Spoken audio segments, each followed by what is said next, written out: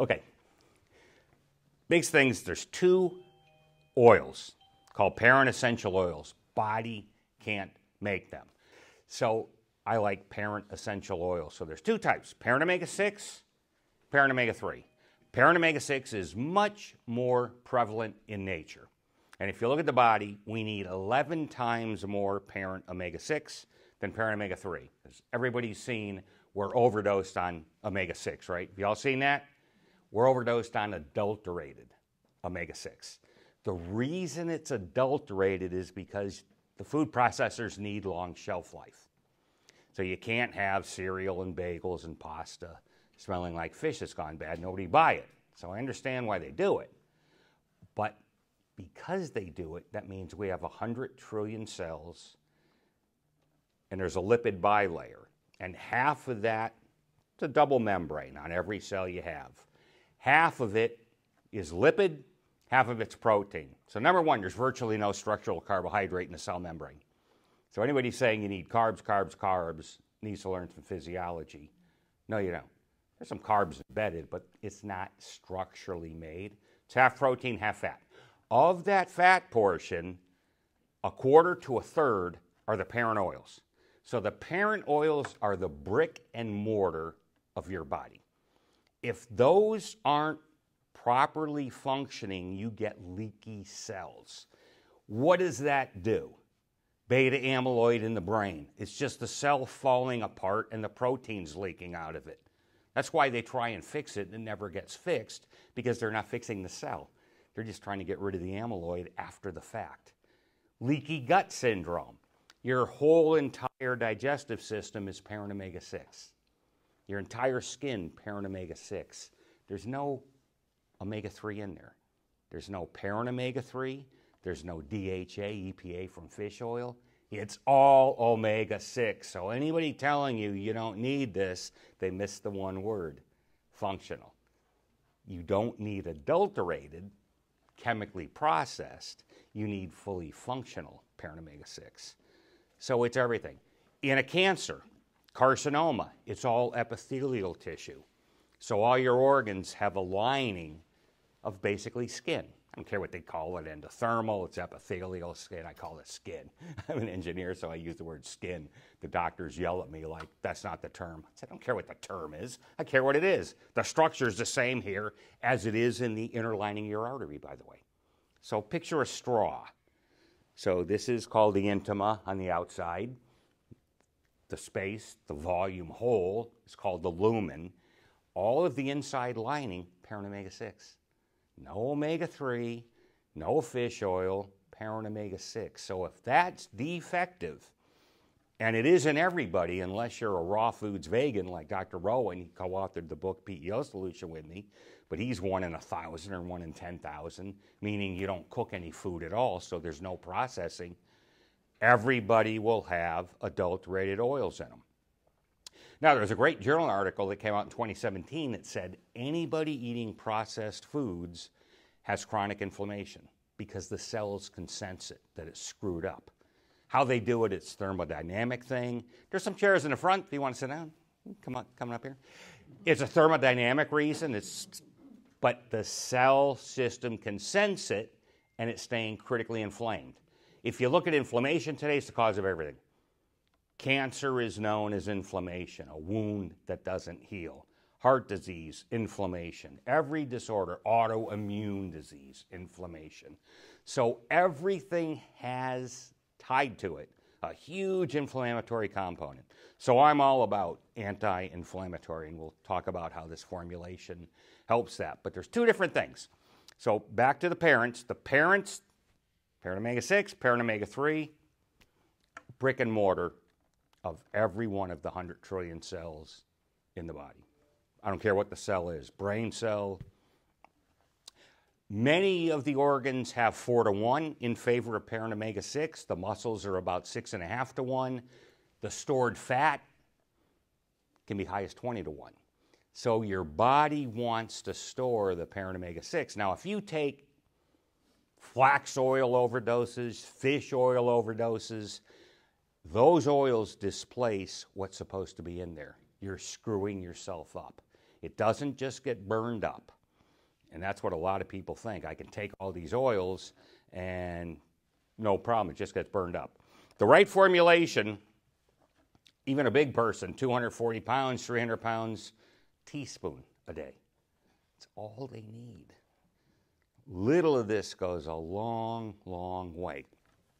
So you start with the parents, and from the parents come derivatives. That's GLA, AA, arachidonic acid, if you've heard that term, EPA, DHA. Those are the 2 omega-3 series side that's in fish oil.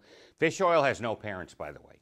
Fish itself does have parents, but fish oil is a highly processed food. Don't let anybody tell you it isn't.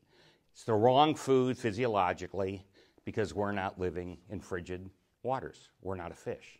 So what fish oil is for a fish is antifreeze. Nature only has 2 ways to go. You can do a long-chain fatty acid because they're hard to freeze, or you can do alcohol, but if it was alcohol, you'd have a drunk fish, so you can't do it. So nature doesn't have a choice. Now, when you look at us, what's our temp? Air, 74, 75.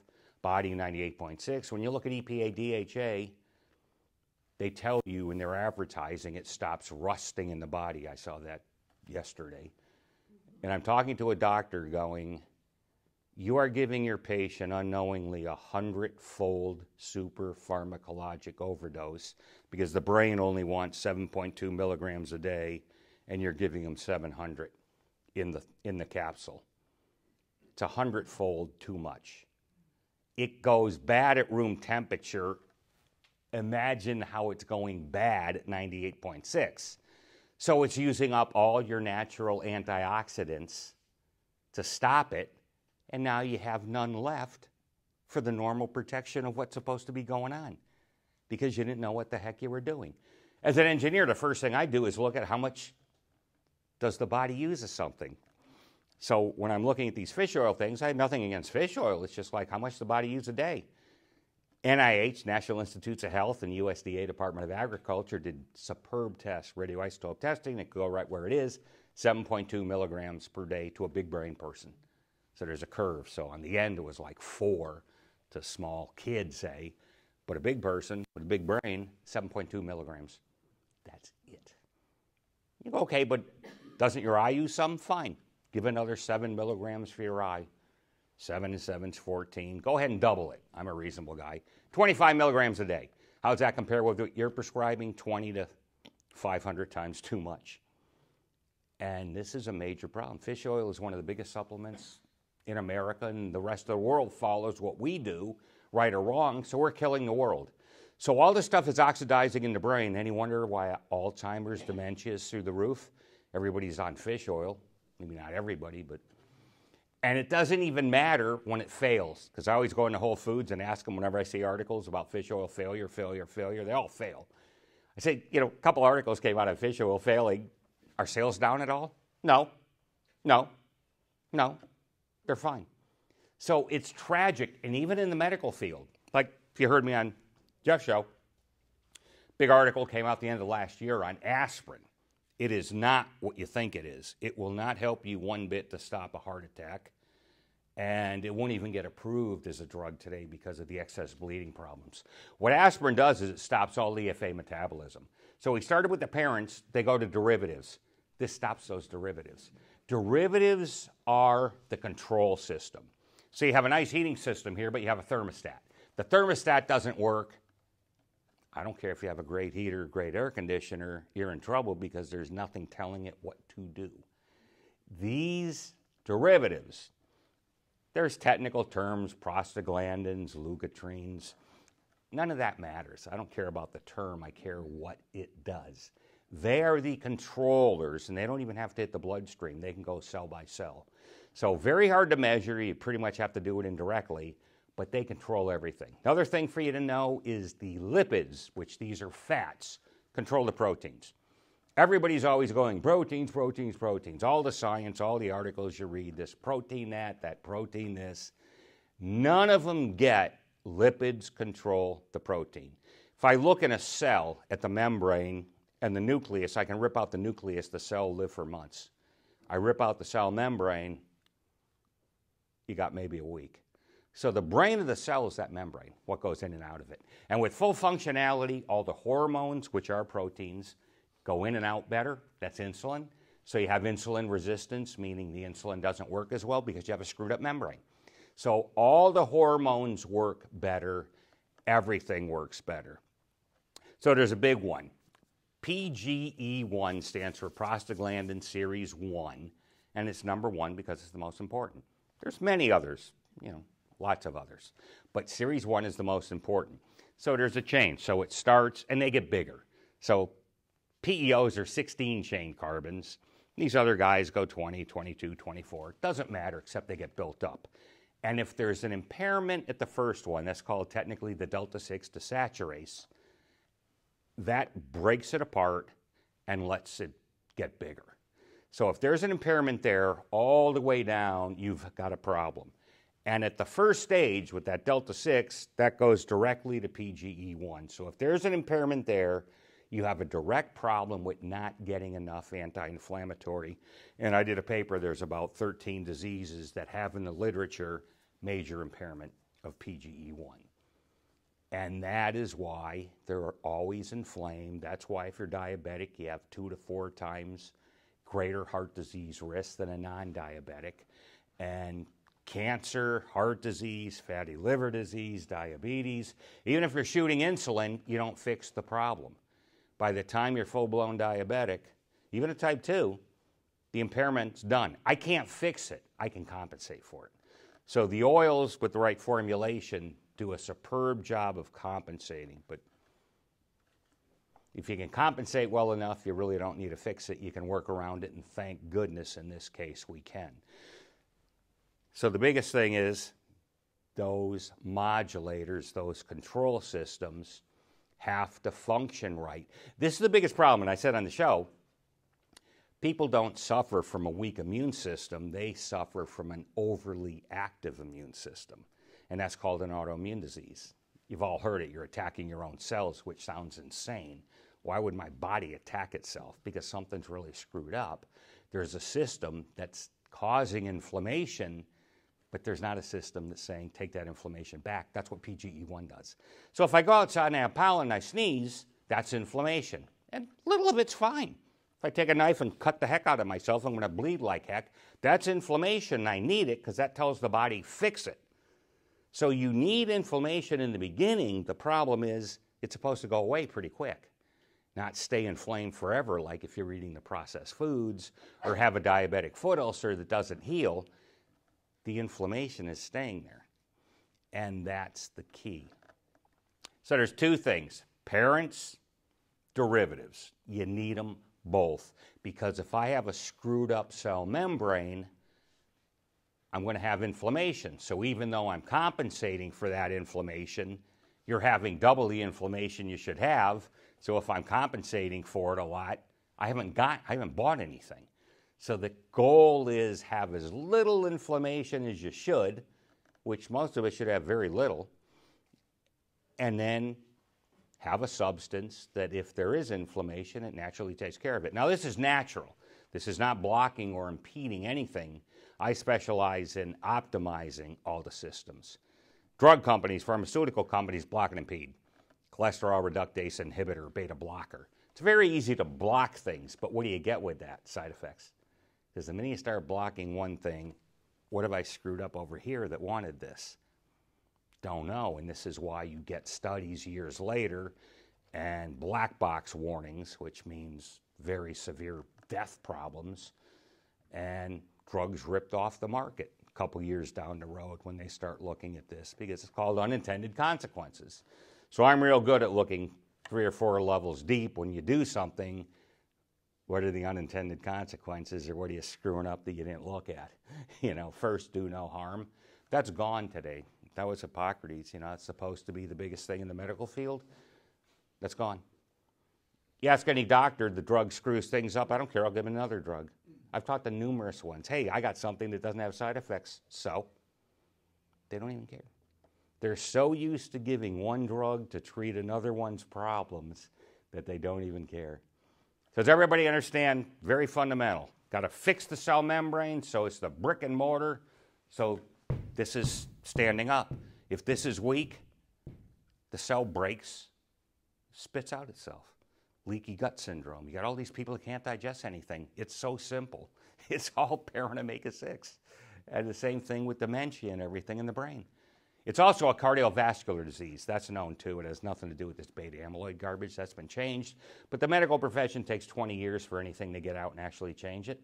So even though all this stuff is known today, you think any doctors are going to prescribe less aspirin? Because that big, and it's a big article that came out. Let me show it to you. This was on the front page of the Houston Chronicle in Houston. I live in Houston. I mean, I just took out that. It went down. What's front page article? Do you think any doctor is going to change their recommendation based on that? No. No. Just, that's nice. If you see something like this, you really ought to question, what are you doing? And you have every right. They work for you. That's what people don't understand. People work for you. You're paying them. You don't have to accept what you're being told, especially if you know better. Like my wife, they were saying cholesterol medication. I said, she's not going to be on any cholesterol medication. Well, her leg's swollen. She's in a wheelchair. She had a brain tumor, not cancer, but she was always breathing in this horrific hairspray since she was a kid with formaldehyde in it. Of course, it's off the market, but it's a neurotoxin. So here's your nose. Here's where the tumor was. So she has edema in the legs because the neurologic system's screwed up. So cardiologist is looking. She's got cloggage there. I said, I'm telling you right now, she's got no cloggage. I said, I really know the field of cardiology. Well, all I can tell you is if they're on a statin, they do way better than a non-statin. I said, you can do a test. I said, I'm not letting you do an invasive test, but you want to do ultrasound. Of course, she got it done. Perfect. Then I just had a 78-year-old patient who's got real problems. He had mold, Lyme disease, has genetic things, so he doesn't work the way a normal person works. So it's a very, very tough patient. He just got a scan in his legs. Top 1% they've ever seen. I don't care if it's a 10-year-old. Your 10-year-old doesn't go, but a 20, 25-year-old. They said, we never see anybody as good as you. What are you doing? It's the oils. So it would never help him as fully as it should have, but he had so many other problems. I said, cardiovascular-wise, I did the job because you would not be so good without these oils. So I know what they do, and it's all based on science. So if you have any heart disease risk, aspirin is not the answer. It completely ruins EFA metabolism and the prostaglandins because the oils come out of the cell membrane when there's a problem, and then it starts making the derivatives. And it impedes that. It stops it from happening. So aspirin is a very bad drug. It's called a NSAID. What the hell does it stand for? It's a non-steroidal anti-inflammatory. That's what it stands for. And then you have steroids to stop the whole thing. Steroids shut down all EFA metabolism. NSAIDs stop EFA metabolism from the cell membrane on. So the steroid's worse, and any doctor will tell you, you can't have anybody on a steroid forever, the patient will die. And they know that. They don't really know why, but they know it's horrible. And you want to take an aspirin now and then for a headache or something, no big deal. But you do not want to be taking it daily, and this article said the same thing. So that's the big thing with the oils. You need the right ratio, and the recommendations I do are very conservative, and we've been doing this for about 25 years, and they work. So the oils are number one. Number two thing is minerals. Minerals are just not in the soil because we don't use organic fertilizer. So you can use synthetic fertilizer, and the plant grows, but it doesn't have the minerals we need. The way humans get minerals is not from plants. It's from animals that ate the plants. So we cannot metabolize the mineral out of the cellulose. So all this Popeye stuff from eating spinach is absolute garbage. You're not going to get any iron out of the spinach. It's tied to the cellulose, and we're not a cow. We can't digest it. Humans don't break apart cellulose. So once again, we get misled. So the way humans get their minerals is from animal source protein. Now, it doesn't have to be a hunk of meat. It could be cottage cheese, but it has to be animal sourced. It could be regular cheese has some of this in there, but you're not going to get it from the plant itself. You'll get other stuff from a tomato or a cucumber. You know, there's things called phytochemicals, but they're way down. They're not as big as we're led to believe. But there's about 9 real important minerals, and some are tied to energy production, and they're just not in the food. So I specialize in what's not in the food anymore, the fuel, or what's adulterated. Whenever I look at stuff, because people send me from all over the world, look at this product, look at that product, it's miraculous, it's miraculous. I said, my first question is, why the hell do you need it? What is there in the body that's preventing it from being done? Now with the oils, the food processors ruin it, and it can't get fixed once it's in there. And by the way, oxidized cholesterol, if you're going, oh, these oils oxidize cholesterol because that's what's oxidizing. No, it's coming from ready-made ruin. So the ruined oils, safflower oil, sunflower oil, olive oil, I don't care what the heck it is, they're already oxidized. So cholesterol to magnetize is called esterified to the cholesterol molecule. It's coming in ready-made. And this isn't just from me saying it, it's from Spyteller saying it, one of the top German biochemists in Germany. He was absolutely brilliant before he retired, and I talked to him. And it's all coming in from the food processors. The oils don't go bad in your body. The parent ones, now EPA, do go bad in the body. So they don't have to come in oxidized. But it's our temperature and the overdoses, they will get oxidized. But you don't have to worry about the parent ones. They're okay. So the minerals, what the heck are they even? They're coenzymes. So they're like a vitamin. And they work with the vitamins to make reactions go faster. That's what an enzyme does. It finds something temporarily, dumps it, and it keeps on, recycling itself. It allows things to go faster. So they're important. Then the last thing I care about is a detoxifier. The best thing I found is, what's a detoxifier? It's basically a blood purifier. It's things in the blood that shouldn't be there. You don't want. It's all chemicals, the liver purifies things. Where does it go? It goes through the blood. And you need to dump it if you can. Typically what happens, at least in the animals, toxins go in the fat. That's why if you're spending money on organic stuff, anything with fat, that's where you spend the money.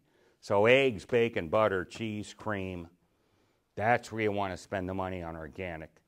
Now, meats, as long as you make them more well done, it denatures the steroids. They're mostly estrogen.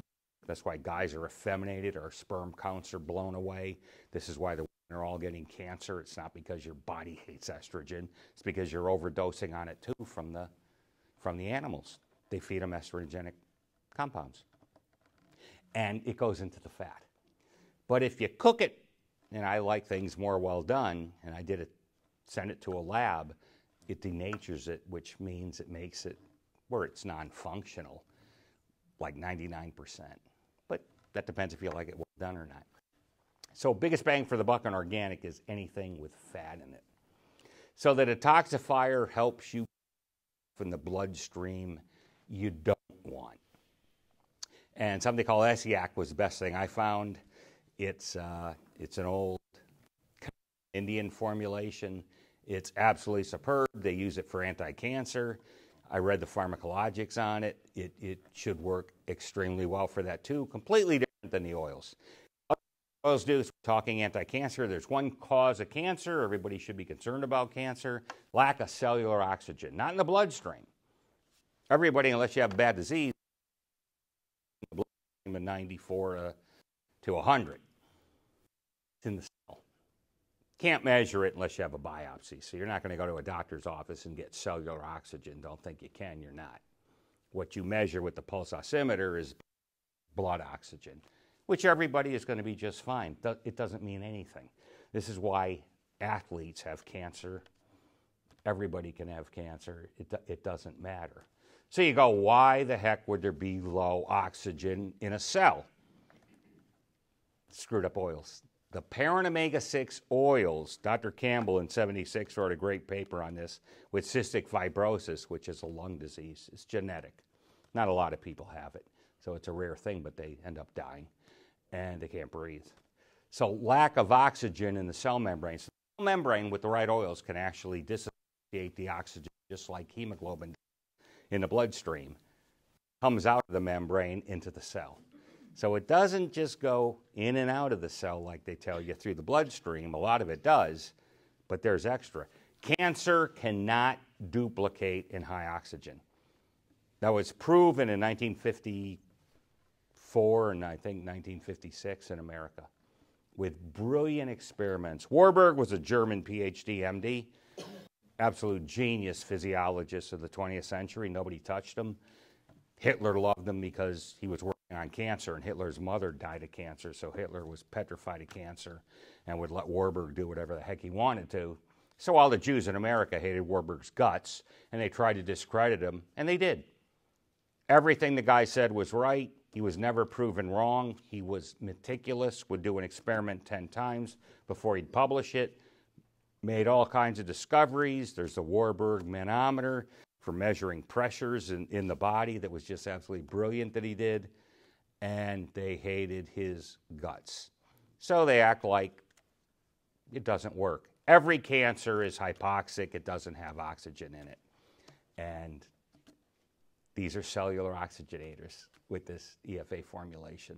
So people's energy goes up. It also makes the mitochondria better. So what's the mitochondria? That's the energy engines in the cell. So one cell can have up to 1,000 mitochondria. So there's actually more mitochondria than there are cells. There's more than 100 trillion, yeah, because you have 100 trillion cells, so multiply that by 100. You're talking enormous numbers, but they're real little. That's why you don't need much. So the inner membrane of that mitochondria is called cardiolipin. It's 100% parent omega-6. So if you're a diabetic living on processed garbage, like most of them do, and I'm living with a type 1, my wife's type 1, she eats too much garbage in spite of taking the oils and everything else. Doesn't matter if she has an appetite for it or not, she just does it. This gets in there. And it goes in as a percentage of how much junk you eat. So it's very important you take the oils if you're eating junk. You could even take more oils if you eat more junk, because Dr. Lanz did a great experiment in 1990, radioisotopes again, looking at it as a percentage. So the cell membrane has a genetic structure to it. It's supposed to be this. But if your diet going overboard, these extra oils have to go somewhere. They just don't get burned up. They go into the tissue in proportion. So anybody not taking these oils, I don't even know how they're alive. Typically, they're not in good shape. I don't care who it is. You talk to doctors, they have heart disease, they have cancer all the time, they have no energy. There's not one population that's in real good shape. When you talk to them and they tell you the truth, they may fake it while they're in front of you, but on their own, they're as big a mess as everybody else is.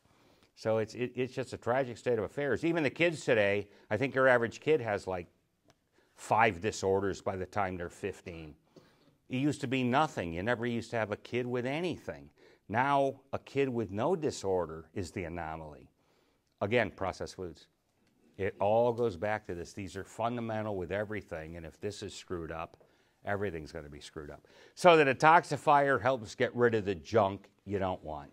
So 3 things, 2 parts, stuff I'm either not getting or is adulterated, so I fix that, give it the right fuel. 1 part junk I'm getting because there's food processing, preservatives, hormones, steroids, all kinds of junk in the foods that I'm stuck with. If I go to a restaurant, you don't know what the heck they're giving to you, and everybody does it. They have to do it. I don't even care if it's a good one. You're going to get the junk, and you don't want it. So you do those 3 things. This is good for 99.9% of everybody. There's nothing else you need. Vitamins, way overblown. I don't take any. They are in the food. You go, oh, there can't be enough. How do you know? Number 1, we recycle vitamin C. Anybody here know that? No. Why would you? We recycle it. We're not like the other animals that need it every day. Oh, we have a genetic defect. Like hell we do. We recycle it. They don't. We're more efficient. So this isn't for amateurs, and it just takes a pile of time. And don't think for a second I learned all this stuff linearly. So you learn this, and you come this, and you come this, and 20 years later you can connect the damn dots. But this took a long, and there's only 2 of us in the world that do this. Me and a guy in Toronto, Paul Beatty, that's it. which is unbelievable. Big Pharma doesn't even have people that know lipids like we do. I talked to a guy that was the head guy for deciding cardiovascular drugs from a big pharma company. I said, isn't there somebody like me in there? No. Well, don't they have lipids? Yeah, but that's bloodstream lipids. We measure cholesterol and we measure this. Isn't there anybody with physiologic lipids? No. Why is that? Because block and impede. Why would they even care? They can't block and impede it. You know, block and impeding is not going to help anything like wound healing. You're not going to get better wound healing by blocking and impeding. You need more blood flow. You need more oxygen. You need more skin tissue. You need more of everything, not less. So the drug companies, in fairness to them, have done a great job of blocking and impeding everything they can do. But you got those side effects. That's why I always see on TV, if you have tuberculosis, run like hell, because they get rid of your immune system. That's why your skin's better. Do you really want that? Is it really worth it? Half the time you listen to the disease or disorder, and then the side effects are worse than the disease or disorder. You can die, you can be this, you can be that. I'm looking at this. Yeah, we have more side effects too. If you come to our website, we have another 10. I'm going, how can anybody in their right mind take this? But they do. People are so desperate, they do. So I've given you a quick summary of three-part program that 99.9%, it's enough. Can you take other stuff? Sure. You want to waste money on CoQ10? You can. It's not going to hurt you. There's a pile of stuff that's not going to hurt you. It's just not going to help you. So I always tell people, if you think it's not doing something, stop taking it. And if you say, I think it helps, well, then it's doing nothing. I can tell you what this does, period. Period. And stop taking it, and you will see and feel the difference. Skin becomes just unbelievable. I mean, I'm a guy, and my skin beats 20-year-old girls because I have a secret. They don't, so they get mad. Whenever I'm out of town, I go, hey, let me do a test. You know, I touch right here because there's nothing on. Or fingernails like glass. Fingernails, epithelial tissue, too. So if your fingernails are like glass, the inside of your arteries are like glass. It's the same darn thing. So how is anything going to stick to an artery? And by the way, on those derivatives, PGE1's vasodilator, so you get more nutrients, you get more oxygen, and it's the anti-inflammatory too. Another one's called PGI2 that makes it where the platelet can't stick to the arterial wall. Can't stick, it just keeps going, and they don't stick to each other. So that's what you get. You get two, blood platelets or red blood cells that stick to each other. They can't. It fixes the charges on them. So it's like two magnets, two north poles. They stay apart, right? You can't push them together. That's the way your blood's supposed to be. But the charges get screwed up because the chemical structure of these oils is adulterated and stuff sticks together. That shouldn't be happening. In the 1900s, there was no cardiovascular disease. 5% of the population died. Oh, but they didn't track it back then. Are you so sure? They did track it back then because I saw the journals. They tracked it in 1900 in New York. And it was real easy to track. Heart disease, easy as heck to track, so is cancer. It's a big mess. A moron could tell it's cancer. So they did track this, and it is tracked, and I had my hands on the journal articles. Jesse Jones Library, Houston, Texas, at the time, 340,000 medical volumes. I had my hand on an 1860 Lancet, which is the world's premier medical journal. They actually had it in the stacks, and I touched it. So anybody saying they didn't look at this back then, really? You're so sure? Because you're wrong. Stop making stuff up. It was tracked. It didn't exist. There was virtually no cancer. There was virtually no heart disease. And why do we live longer today? Are we really living that much longer today? In the older days, a lot of people died of the flu. A ton of people died under 20 years old. So it's called a conditional probability. The question to ask is, if you lived to 20 years old, what's the probability you'd live to 80 years old? And it was huge. So you go to an old cemetery, you'll see 70, 80, 85. They didn't die off. Now, it was tough back then. You could die of a gunshot wound. They didn't have the surgery. In the Civil War, I mean, the surgeons had nothing. It was horrible. If you ever saw the series Deadwood, that was about that time. And there was a doctor, he goes, I couldn't do anything. They had no surgery. They had no anesthetic. It was absolutely horrible. These poor guys would bleed and get infection to death. There's no supermarkets. We got all that now. Why aren't we living to 150? Because there's no good reason we shouldn't, because of what they're doing to the food. And the air is ruined too with the chemicals in it, but it's more the food. Water's horrible.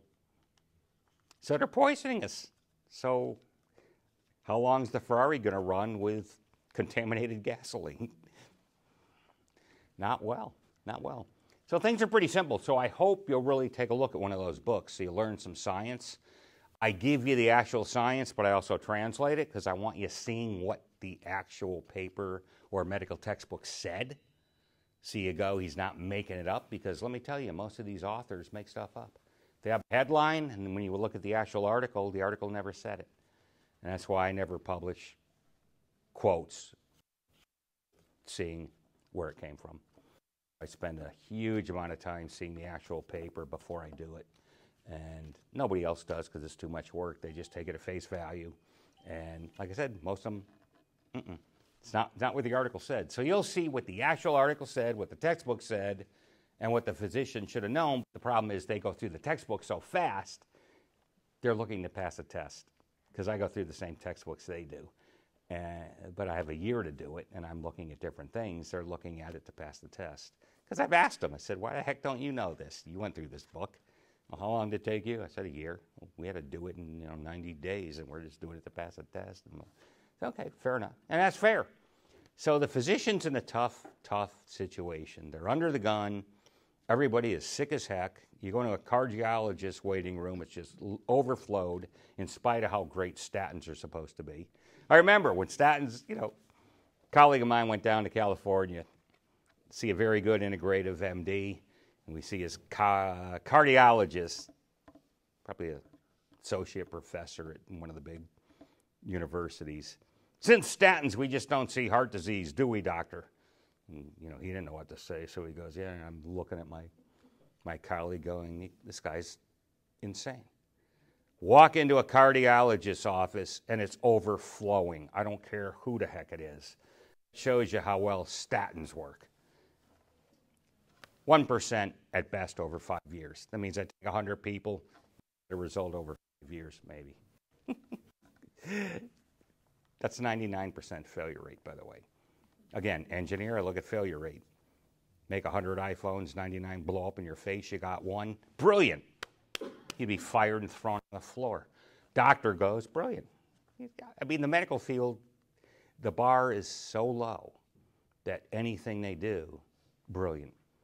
I went to a cancer conference once, and they came in going, the biggest thing at the cancer conference this year was a week extended life. Bear had something for a week. And they said, a week? It was all full of doctors, except for me, because I'm not one, but I was there. They go, a week? Yeah, that was the big news. A week. That's about all I ever get outside of very limited things, childhood leukemia. And that really has nothing to do with them. It's just because the cells grow so fast, they can use radiation and chemo and blow up everything, but the turnover rate's so fast. But they take credit for it. We have podiatrists I was looking at. Diabetic foot ulcers, it's a hole in your foot, okay? You know how they're measuring it? With a ruler. No, it's not a nice circle like this. It's an irregular mess. It's an ellipse, or it's it's not a circle. Nobody made a pie plate and stamped it out in your foot. It's just an open wound that's a mess. There's laser ways to measure it accurately. They don't do it. You know what the inaccuracy is when you take a ruler and go across? 40%. So what that's doing is it's giving them a 40% improvement because it's 40% bigger than it actually is. And they're taking credit for 40% healing. Your dog could get that result because it's 40% inaccurate day one. They don't even care. Actually, they don't want the laser. They'd rather get the credit. Think about it. You want to get 40% credit for doing nothing, or you want to be held accountable? I'll take the 40%.